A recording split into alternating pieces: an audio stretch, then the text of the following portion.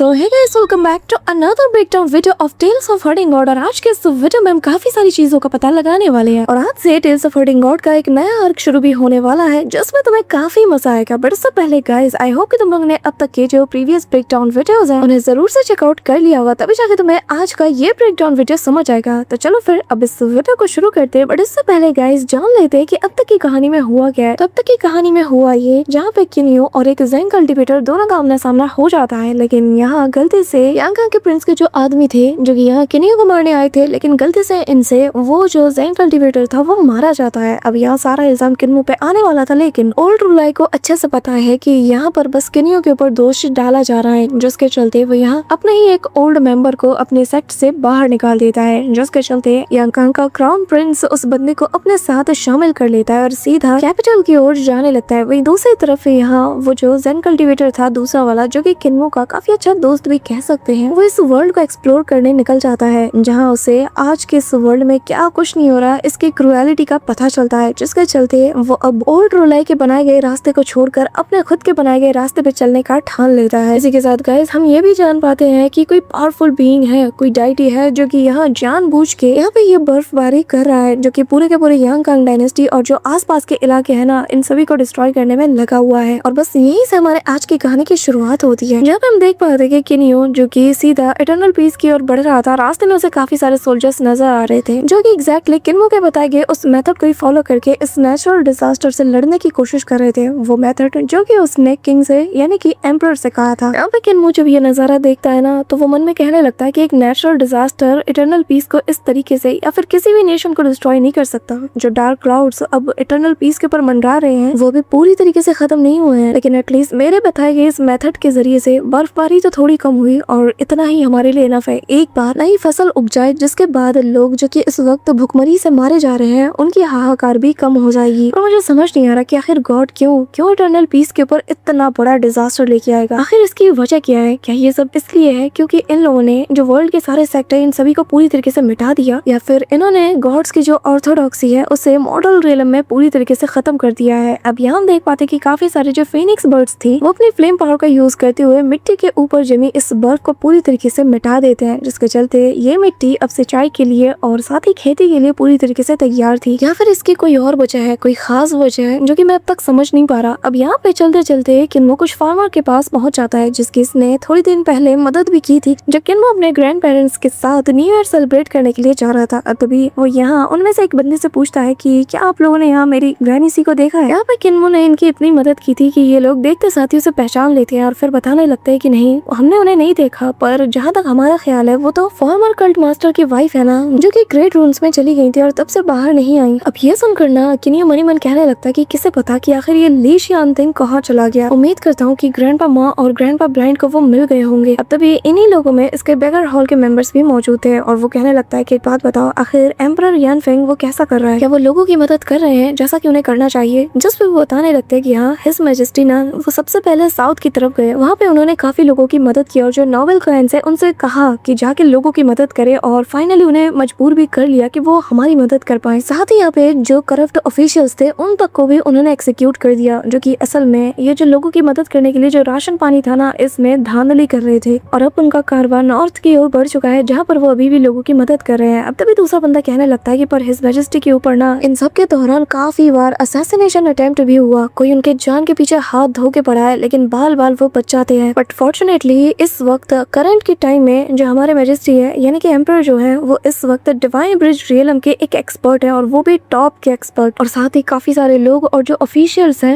और साथ ही काफी सारे ऑफिशियल्स और जो मिलिट्री के लोग हैं वो सब उन्हें हमेशा घेरे रहते हैं ताकि कोई उनके आसपास भटक ना पाए। इसी के चलते एक भी अटेम्प्ट असैसिनेशन का अब तक कामयाब नहीं हो पाया। अब किन्मो पूछने लगता है कि बताओ आखिर वो कौन है जो कि उन्हें असैसिनेट करने में लगा है? जिस पे वो कहने लगता है कि ज्यादा कुछ तो नहीं पता, लेकिन हमने सुना है कि जो कियांग फूजी, शू लॉर्ड तियान और जो उसके आदमी थे ना, ये लोग उनके पीछे हाथ धो के पड़े हैं। यहाँ तक कि कुछ ऐसे कल्ट मास्टर लेवल के एक्सपर्ट जिनको कि हम सोच भी नहीं सकते वो तक इनके पीछे पड़े हुए हैं। ये सुनकर तो किन्मो के होश उड़ जाते हैं और वो कहने लगता है कि क्या ऐसे बड़े बड़े दिग्गज भी मैदान में उतर चुके हैं? तभी वो पूछता है कि क्या इंपीरियल एडवाइजर को इसके बारे में पता है? क्या वो वापस आ चुके हैं? जिसमें ये लोग कहते हैं कि नहीं, उनके बारे में कोई खबर नहीं है। अब किन्मो इनसे पूछने लगता है कि बताओ कैपिटल सिटी के बारे में क्या खबर है, वहाँ का माहौल कैसा है? जिसमें वो लोग कहने लगते हैं कि काफी सारे जो फर्स्ट रैंक के ऑफिशियल्स है वो अभी भी कैपिटल सिटी में मौजूद मौजूद है और यहाँ पे जो क्राउन प्रिंस है वो इस वक्त एम्परर की जगह सारे कामकाज संभाल रहे हैं। अब किन्मो जब ये सारी बातें सुनता है ना तो उसके मन में पहला सवाल यही आता है कि अब जबकि एम्परर जो कि कैपिटल में मौजूद नहीं है तो फिर एम्परर की सारी जिम्मेदारी जाहिर है क्राउन प्रिंस के ऊपर ही आएगी। लेकिन मुझे हैरानी हो रही है कि ऐसी सिचुएशन में जब एम्परर जो कि कैपिटल में मौजूद नहीं वो सब कुछ छोड़ के आखिर ग्रेट थंडरक्लैप मोनेस्ट्री क्या करने गया होगा। कहीं इसलिए तो नहीं ताकि ओल्ड रुलाई को वो लोग मना सके कि क्यांग फूजी और जो बाकी लोग हैं इन सभी को हमारे एम्परर को असैसिनेट करने के लिए भेजा जाए। अब किन्यो को तभी समझ आ जाता है कि क्राउन प्रिंस का मेन टारगेट क्या है। तभी वो कहने लगता है कि मैं समझ गया कि आखिर उसका असली टारगेट क्या है और फिर वो सभी को बताता है कि आखिर इस वक्त हिज मैजेस्टी कहाँ है। जिस पे वो बताने लगते हैं कि फिलहाल के लिए वो 5000 मील दूर जो बाजू सिटी है वहाँ पर पहुँच गए होंगे और मेरे ख्याल से वो जगह ना इस वक्त पहले से ज्यादा स्टेबल है। एटलीस्ट यहाँ से तो कहीं उन्हें अच्छे हालात है वहाँ के। अब किन्यो मन में वापस से सोचता है कि एक बार अगर ओल्ड रुलाई ने इसका साथ दे दिया और अपनी जगह छोड़कर वो मैदान में आ गए और जो बाकी के फ्रंट टायर के जो फोर्सेस है इन लोगों ने एक साथ हाथ मिला लिया तो फिर एम्परर के लिए मामला गड़बड़ा सकता है। अब यहाँ पे वो कहने लगता है कि ऐसा कोई जरिया है कि जिसके जरिए से मैं सारे के सारे हॉल मास्टर से एक साथ कांटेक्ट कर पाऊँ। अब उसे बताया जाता है कि सारे के सारे जो हॉल मास्टर्स हैं वो कहीं ना कहीं राहत कोष के साथ बिजी है और इस वक्त वो लोग अपने अपने काम में बिजी है। अथॉरिटीज के साथ वो लोग लगे हुए काम में ताकि लोगों को बचाया जा सके और एक साथ सभी से कांटेक्ट कर पाना बहुत ज्यादा मुश्किल है और लगभग 1 से 2 महीने तो लग ही जाएंगे उन सभी को एक जगह पे गैदर करने के लिए। अब किन्मो समझ आता है कि उसके पास वक्त बिल्कुल भी नहीं है। तो किन्मो यहाँ ड्रैगन क्लिन के ऊपर सवार होते हुए पूछने लगता है कि जो लेफ्ट एंड राइट जो गार्डियंस है क्या अभी भी वो उनके साथ मौजूद है। जिस पे ये लोग हाँ में जवाब देते हैं। जो सुनकर किन्मो अपने ड्रैगन क्लिन को एक स्कारलेट फायर पिल देता है और कहने लगता है कि जितना तेज भाग सकते हो भागो और इस वक्त हम बाजू सिटी की तरफ जा रहे हैं। यहाँ पे ड्रैगन क्लिन जैसे ही उस पर्ल को लेता है ना तो यहाँ वो बहुत खुशी से झूम उठता है और किन्मो से वादा करता है कि मैं आज से तुम्हें 2 दिया करूंगा लेकिन तुम्हें अपनी रफ्तार दिखानी होगी तो ही तुम्हें ये हर दिन सुबह और शाम 2 फायर स्प्लिट पिल मिलेंगे। अब यहाँ पे ये सुनकर तो वो और ज्यादा खुश था और फुल स्पीड के साथ बढ़ना शुरू कर देता है। इन दूसरी तरफ हम ओल्ड रुलाई को देखते हैं जहाँ पर वो उसी ओल्ड मैन से जा मिलते हैं जो कि ऑलरेडी इन सारी प्लानिंग में शामिल है और वो आते साथ ही बताने लगता है कि मेरी क्राउन प्रिंस के साथ मुलाकात हुई है। लेकिन इस बंदे को ऑलरेडी पता है कि ये सब कुछ सही नहीं। तो वो कहने लगता है कि क्राउन प्रिंस और हमारे जो हिज मैजेस्टी है इनका कोई मुकाबला नहीं। वैसे भी वो उनके मैच का कभी था ही नहीं। वो अपने दम पर कभी भी उन्हें डिफीट नहीं कर सकता। साथ ही ना ही वो कोई ढंग का रूलर है। अब ये सुनकर जो यहाँ ओल्ड रुलाई है वो उसके पीछे पीछे जाने लगता है और कहने लगता है कि शायद आप भूल रहे हैं कि हिज मैजेस्टी के चलते ही हेवनली पनिशमेंट हमारे ऊपर आया। ये सुनकर वो बताने लगता है कि दाउस्ट ब्रदर ये जो स्नो डिजास्टर तुम देख रहे हो इसने लोगों की जिंदगी ऑलरेडी बहुत बदतर कर दी है। तो तुम बताओ क्या तुम्हारा मन इससे भी नहीं भरा? क्या तुम चाहते हो कि इससे भी कोई बड़ी क्लैमिटी इस वक्त तो लोग सामना करें जिनके पास खाने पीने को कुछ नहीं है? क्या वो लोग एक और डिजास्टर का सामना करें? जिसने रुलाई बताने लगता है कि जो दाउ सेक्ट है उनके पास तो सारे रिकॉर्ड्स होंगे ना उस एम्प्टीनेस एरा की जो कि मोरिंग एम्परर से बिलोंग करता है ना। अब यहाँ पे हमें यूशु टेम्पल को दिखाया जाता है जिसकी तरफ जाते हुए यहाँ पे वो ओल्ड मैन बताने लगता है कि जो मोरिंग एम्परर है ज़ेन बुद्धिज्म का उसे फाउंडिंग एम्परर कहा जाता है जिसे कि दाओ सेक्ट ने बनाया। और हाँ मेरे पास वो रिकॉर्ड मौजूद है जहाँ एक माइटी डिवाइन किंगडम पूरी तरीके से बर्बाद हो गया और न जाने कितनी मासूम जाने इसका शिकार बनी और बस यही चीज है जो कि मुझे सबसे ज्यादा फिक्र में डालती है। मैं अब और लोगों को मरता हुआ नहीं देख सकता। यहाँ पे ये सुनकर जो ओल्ड रुलाई है वो भी थोड़ा सोच में डूब जाता है। वहीं दूसरी तरफ जो ड्रैगन क्लीन है वो बेचारा दौड़ते दौड़ते काफी ज्यादा थक चुका था। तो वो किन्मो को बताने लगता है कि मुझे थोड़ा आराम चाहिए, मैं अब और दौड़ नहीं सकता। अब यहाँ पे किन्मो उसे खाना देते साथ ही मैप देखने लगता है कि आखिर अब वो कितना दूर है। अब किन्मो इतना समझ आता है कि ये अभी भी बहुत दूर है और हम आज रात तक तो बिल्कुल भी नहीं पहुंच सकते। मतलब कि आज रात इन्हें कहीं पे डेरा डालना होगा। तभी उन्हें नजर आता है कि यहाँ पे जो रेजिडेंशियल एरिया है वहाँ पर एक खाली घर पड़ा हुआ है जो कि देखने से ठीक ठाक लग रहा है और ऐसा लग रहा है कि कोई रहता नहीं होगा अब यहाँ। तो वो ड्रैगन क्लीन से कहता है कि चलो वहाँ चलते हैं। अब यहाँ पे किन्मो जैसे करीब से देखता है ना जाके तो वो खुद भी हैरान था क्योंकि देखने से ऐसी लग रही थी कि इस जगह को जैसे अभी बिल्ड किया हुआ है क्योंकि ये घर काफी ताजा लग रहा था। अब तभी यहाँ पे दरवाजा खुलता है और इसके अंदर से ग्रैनी सी जो कि अपनी यंग फॉर्म में थी वो बाहर आती है और किन्मो उसे देखते साथ ही कहने लगता है कि ग्रैनी आखिर आप यहाँ पे क्या कर रही हैं? और फिर तेजी से उसे हक करने के लिए जाता है पर सडनली किन्मो रुक जाता है और यहाँ ग्रैनी बताने लगती है कि किन्मो आखिर तुम बाहर कैसे आए और तुमने मुझे ढूंढा कैसे? वो दोनों ओल्ड मैन जो कि मुझे ढूंढ रहे थे ना सच में उनसे बचने में भाई मेरी जान निकल गई और तब जाके मैं यहाँ आ गई पर तुमने फिर भी मुझे ढूंढ लिया। हाँ अब यहाँ पे तभी किन्मो को होश आता है कि अरे नहीं मैं कैसे भूल गया कि ये फॉर्मर कल्ट मास्टर ली भी हो सकता है। तभी वो यहाँ पे डिफेंसिव पोजीशन में आ जाता है और कहने लगता है कि बताओ आखिर तुम हो कौन? क्या तुम मेरी ग्रैनी हो या फिर कल्ट मास्टर ली? इस पे वो हंसती है और कहने लगती है कि चिंता मत करो, वो जो ओल्ड डीमन था ना उसे फिलहाल के लिए मैंने अपने अंदर सप्रेस कर दिया। वो जो ओल्ड रुलाई है ना वो भले ही उसे पूरी तरीके से एलिमिनेट करने में नाकाम रहा लेकिन उसने अंदर से इसे बहुत बुरी तरीके से डैमेज कर दिया। इवन कि उसकी जो वेटल की है वो तो पूरी तरीके से मान लो डिस्ट्रॉय ही हो गई जिसका मतलब ये है कि अब मैं उसके साथ इक्वली मैच हूँ और मैं उसका सामना कर सकती हूँ जिसके चलते मैंने उसके साथ ना एक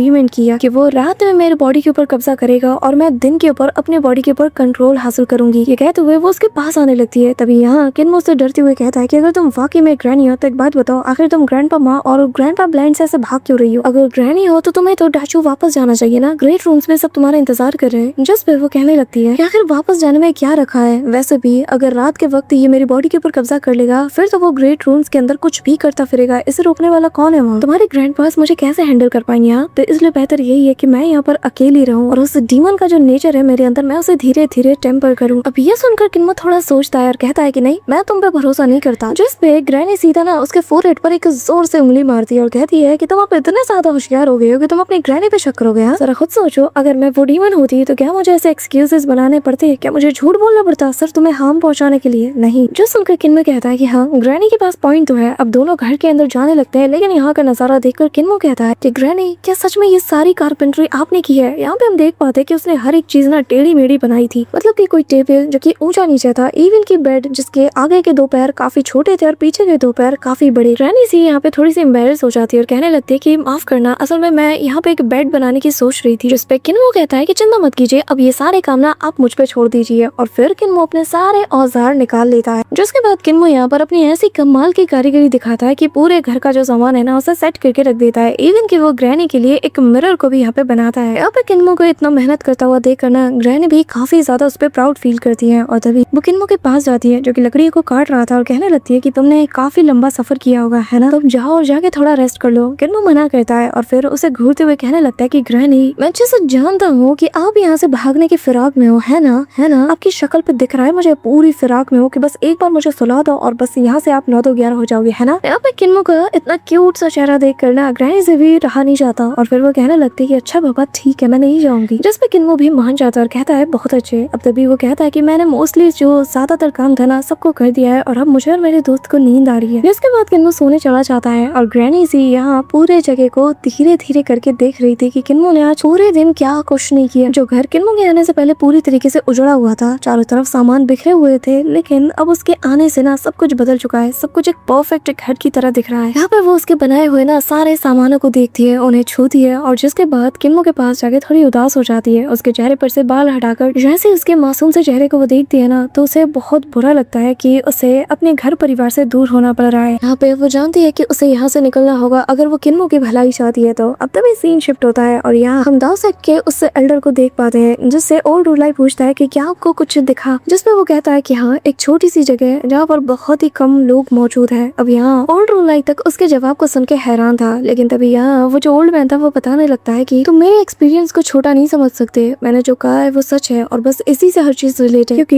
ये सेक्ट असल में डाइटीज के जो ऑर्थोडॉक्सीज हैं उन्हें अपने अंदर इनहेरिट किए हुए हैं और जो स्मॉल सेक्ट्स हैं जिनके अंदर बहुत ही कम लोग मौजूद हैं वो हमारे सेक्ट को ओबे भी करते हैं। यहाँ पे तभी ये बात सुन के जो ओल्ड रूलाई है वो कहने लगता है कि हाँ, और अगर हमें पूरी तरीके से माहौल को बदलना है तो हमें हर हाल में एम्परर को रिप्लेस करना ही होगा। दूसरी तरफ हम एम्परर को देख पाते हैं जहाँ पे वो नॉर्थ की ओर उस सिटी के पास पहुंच चुके थे, जहाँ पे रास्ते पे पड़ा हुआ ये जो टूटा प्याला है ना, जैसे ही वो हाथ में लेता है तो वो समझ आते कि न जाने कितने लोग भूख से मारे गए होंगे और बर्फ के नीचे शायद धक के अपनी जान भी गवा चुके होंगे। यहाँ पे उसे बहुत दुख होता है। तभी वो पूछने लगता है कि जब से मैंने राहत फंड को इनकी तरफ प्रोवाइड किया था क्या तब से कोई मारा गया है? जिस पे वो बंदा बताने लगता है कि चिंता मत कीजिए, जब से हमने इनके लिए मदद की है ना तब से कोई भी भूखा तो एटलीस्ट मारा नहीं गया, लेकिन ये बस आज सुबह तक की ही बात है क्योंकि बाजू सिटी में आज ही जो राहत कोष है वो पहुंचा है। अब यहाँ हम देख पाते कि काफी सारे लोगों को गरम गरम खाना दिया जाता है और ये सभी लोग घर से निकलकर जो लोग भी बचे कुचे थे वो लोग खाना लेने आ चुके थे और अब पहले से ज्यादा जिंदगी बहाल हो रही है, एटलीस्ट ज्यादा कुछ नहीं लेकिन अब कोई भूखा तो नहीं सोएगा। यहाँ पे एम्परर हर एक चीज का ना खुद जाके जायजा लेता है। साथ ही यहाँ पे एम्परर मनी मन कहने लगता है कि जब से ये डिजास्टर आया है लोगों को यही लगता है कि सब कुछ मेरी वजह से हुआ है, मैंने जो कुछ भी किया है आज तक बस मेरे लोगों को प्रोटेक्ट करने के लिए किया है और यहाँ पर चेंजेस ना हो इसलिए मैंने ये सब किया है। लेकिन समझने वाले बस इतना ही समझ पाए कि मैंने बस इटर्नल पीस की टेरिटरी को बढ़ाने के लिए जैसे ये सब किया हो और आज जो मैन मेड डिजास्टर और ये जो क्लाइमेटीज आई है ये सब कुछ मेरी वजह से आया है, इन्हें ऐसा लगता है, जो कि सरासर गलत है। अब तभी यहाँ पर काफी सारे लोग ना उसे ग्रीट भी करते हैं, लेकिन यहाँ पे एम्परर बताने लगते हैं कि माहौल बहुत बिगड़ चुका है, इतनी ज्यादा फॉर्मेलिटीज निभाने की जरूरत नहीं है। तभी एम्परर खुद जाके ना लोगों की मदद करना शुरू कर देते हैं, खुद यहाँ पर उन्हें खाना देने लगते हैं। इस दौरान एक छोटी बच्ची जो कि अपने नन्हे हाथों से एक प्याला लेके आती है तो एम्परर उसे भी खाना देता है और वो सीधा जाके अपनी बूढ़ी ग्रैनी को ना ये सूप पिलाती है जो कि इस वक्त ठंड से ठिठुर रही थी। ये देखकर एम्परर का दिल दहल उठता है और वो सीधा जाकर अपने कपड़े उतार के उस बूढ़ी औरत को दे देता है। अब यहाँ जाते हुए एम्परर मन में कहने लगता है कि पास्ट में जिन लोगों के पास खाना और कपड़ा और मकान था ना, जो लोग बहुत ही आराम की जिंदगी जी रहे थे, वो कभी भी आम लोग थे ही नहीं। मतलब कि गाइस, इस डिजास्टर ने न जाने कितने लोगों को इफेक्ट किया है। अब वहीं दूसरी तरफ जो दाओ सेक्ट के एल्डर थे वो यहाँ ओल्ड रोलाई से पूछने लगता है कि मुझे बस इतना बता कि आखिर क्राउन प्रिंस ने तुम्हें किस बेनिफिट का वादा किया है जिसके चलते तुम उसका साथ देने के लिए राजी हो गए। यहाँ जैसे वो इसके सवाल को सुनता है ना, माहौल बिल्कुल गर्मा चुका था और यहाँ पे तेज आंधी सी चलने लगती है और यहाँ पे जो ओल्ड रोलाई है वो उसके सवाल को सुनकर बताने लगता है कि मैंने उससे कुछ भी नहीं कहा और ना ही अपने फायदे के लिए मैंने उससे कुछ मांगा है। अब ये सुनकर माहौल ना और ज्यादा बिगड़ चुका था। अचानक से काले बादल आ चुके थे, लेकिन तभी जो एल्डर था वो उसकी बात सुन के मान जाता है, कहता है कि मैं तुम पे यकीन करता हूँ। और जैसे उसका ये कहना था, मौसम पहले जैसा नॉर्मल हो जाता है और सब कुछ शांत हो चुका था। लेकिन कहीं ना कहीं उसकी ये बात सुन के ना जो ओल्ड रोलाई था वो मन ही मन सोचने लगता है कि आज से पहले इन्होंने कभी भी मेरी तरफ ऐसी नजरों से नहीं देखा, तो आज ऐसा क्या हो गया। पर फिलहाल के लिए वो खुद के मन को शांत करता है और ज्यादा कुछ भी नहीं बोलता। अब यहाँ जैसे ही वो एल्डर उसकी बात मान जाते हैं ना और उससे ये कहते हैं कि मुझे तुम पर यकीन है, अचानक से धीरे धीरे करके माहौल पहले जैसा हो जाता है, जैसे कि यहाँ पर अभी कुछ हुआ ही नहीं था। और तभी वो अपने फिंगर को ऐसे पॉइंट करते हैं और जैसे फिंगर पॉइंट करते हैं वो यहाँ पे अपने फिंगर के इशारे से अपनी जो दाव स्वॉर्ड है उसे समन कर लेते हैं और बताने लगते हैं कि ये स्वॉर्ड जैसे कि मैंने न जाने कितने अरसे से अपने हाथों में नहीं थामा, क्योंकि कभी जरूरत ही नहीं पड़ी। यहाँ उनकी ये जो स्वॉर्ड है जिसके अंदर लाइफ एंड डेथ की पावर मौजूद है वो काफी ज्यादा स्ट्रॉन्ग नजर आती है और जैसे ही अपीयर होती है आसपास का माहौल भी चेंज हो जाता है। और जिसके बाद वो इसे अपने हाथों में थामते हुए कहने लगते हैं कि मुझे हैरानी होगी अगर ये अभी भी तेज रहा तो, क्योंकि मैंने सालों से इसे थामा नहीं है। हो सकता है इतने सालों से अपनी मयान में पड़ी रहने की वजह से शायद इसकी धार भी कम हो गई हो। जिसके बाद वो अपनी तलवार को ना हल्का सा लहराता है और कहने लगता है कि चलो देखते हैं कि क्या ये true dragon son of haven को काट पाता है या नहीं। अगर जो तुम कह रहे हो वो सच है और वाकई में हम जिस दूसरे बंदे को एम्परर बनाएंगे वो अगर हमारे हाल सुधार सकता है तो फिर मुझे इससे कोई मसला नहीं। अब गाइस, जो दाओ सेक्ट का ये एल्डर था ये भी फाइनली अब इनके प्लान में शरीक हो चुका था। मतलब पहले भी ये शामिल था, लेकिन वो जो चिंदी क्राउन प्रिंस है ना उसके ऊपर इसे यकीन नहीं था। लेकिन अब जबकि खुद थंडरक्लैप मोनेस्ट्री का ओल्ड रोलाई उसके ऊपर भरोसा जता रहा है तो यहाँ दाओइस्ट ब्रदर होने के नाते वो उसे कैसे नकार सकता है, तो वो मान जाता है। अब यहाँ उसकी बात सुनकर जो ओल्ड रोलाई है वो काफी ज्यादा खुश था, लेकिन यहाँ जाहिर नहीं करता, बस इतना कहता कि दाओइस्ट ब्रदर आपके इस हेल्प को ना हमेशा हमेशा के लिए आने वाली सदियों में याद रखा जाएगा और सच में तहे दिल से मैं आपका शुक्रिया अदा करता हूँ। अब यहाँ से गाइस कहानी शिफ्ट होती है और हमें किन्मो को दिखाया जाता है जो कि अभी भी सो रहा था और धीरे धीरे करके रात पूरी तरीके से दिन के ऊपर छा रही थी, जहाँ पे हम ग्रैनी सी को भी देख पाते हैं जो कि किन्मो के सिरहाने पास ही मौजूद थी और यहाँ पे वो भी जानती है कि बस किसी भी वक्त रात हो जाएगी और फिर जो ली शियांटिंग है वो उसकी बॉडी के ऊपर कंट्रोल हासिल कर लेगा। अब तभी यहाँ पे धीरे धीरे करके ग्रैनी सी को भी चक्कर आ रही थी और समझ पा रही थी कि उसके बॉडी के ऊपर से अब उसका कंट्रोल हटता जा रहा है। अब तक यहाँ पे वो लड़खाते हुए सीधा उस मून शेप्ड मिरर के सामने जाके बैठ जाती है जिसे कि किन्मो ने उसके लिए तराशा था। अब वो बिल्कुल कांपते हुए ना खुद से कहने लगती है कि ओल्ड रोलाई ने कहा था कि सिर्फ एक ही जरिया है कि जिसके जरिए से उस डीमन के हार्ट को पूरी तरीके से ब्रेक किया जा सकता है। और जिसके बाद वो अपने चेहरे को देखने लगती है और समझ आती है कि अगर उसे ली तियानशिंग को रोकना है ना तो उसे सबसे पहले इस चेहरे से छुटकारा पाना होगा, क्योंकि वो इसी की वजह से उससे इतना ज्यादा ऑब्सेस्ड है। अब यहाँ सामने एक सीजर पड़ा हुआ था और जिसे वो अपने हाथों में ना पूरे इरादे के साथ थाम चुकी थी। इस दौरान जैसी उसके जरिए से हमला करने वाली थी ना, तभी यहाँ पे किन्मो आकर उस कैंची को अपने हाथ से रोक लेता है और कहता है कि आखिर आप कर क्या रही है। यहाँ पे वो इमोशनल हो चुकी थी और कहती है कि मैं तुम्हें कभी भी नुकसान पहुंचते हुए नहीं देख सकती, ना ही मैं बाकियों को नुकसान पहुंचा सकती हूँ। मेरी वजह से मैं तुम में से किसी को भी तकलीफ में नहीं देख सकती। ये सुनकर किन्मो रो देता है और कहने लगता है कि मैंने कभी भी आपको किसी चीज का दोषी नहीं ठहराया, ना ही हम में से कोई समझता है कि ये सब कुछ आपकी वजह से हो रहा है। कुछ भी नहीं, कोई नहीं आपको दोष दे रहा और ना ही किसी के पास ये अधिकार है कि वो आपको ब्लेम करे। ग्रैनी ये कहते हुए वो उसके पास बैठ जाता है और कहता है कि आपने 40 साल तक अपने अंदर इस डीमन को सप्रेस करने की कोशिश की। 40 सालों तक आप अपने ट्रू सेल्फ से खुद को दूर रखती रही, आपने अपने इस चेहरे तक को नहीं देखा। अगर आपकी जगह कोई और होता, यहाँ तक कि अगर मैं होता ना, मैं ज्यादा से ज्यादा 1 या 2 दिन ये सब कुछ अपने अंदर बर्दाश्त कर लेता, लेकिन 40 साल से ज्यादा का वक्त बहुत होता है। ये कहते हुए वो उसके हाथ को पकड़ता है, अपने फेस पे टच करते हुए कहता है आपका चेहरा आपकी पहचान है और आपकी पहचान आपकी गलती नहीं है। क्या एक औरत जो कि इतनी ज्यादा खूबसूरत है, क्या वो हमेशा हमेशा के लिए अपनी खूबसूरती को ऐसे छुपा के रख सकती है? इतना खूबसूरत चेहरा होते हुए भी एक बूढ़ी औरत की तरह कौन रहना चाहेगी? यहाँ पे ग्रैनी भी आंखें बंद कर लेती है। उसकी बातें कहीं ना कहीं उसके दिल को कंफर्ट फील कराती है, जिसके चलते वो भी इमोशनल थी। अब किन्मो उसे हौसला देता है और कहने लगता है कि ग्रैनी आप बिल्कुल भी फिक्र मत कीजिए, उस ली तियानशिंग को तो मैं संभालूंगा, आप यहीं रहिए और अंदर रहकर खुद को रिकवर कीजिए। मुझे फिलहाल फिलहाल के लिए बासु सिटी की तरफ जाना है। ये सुनकर यहाँ वो खुद भी हैरान थी और कहने लगती कि क्या बासु,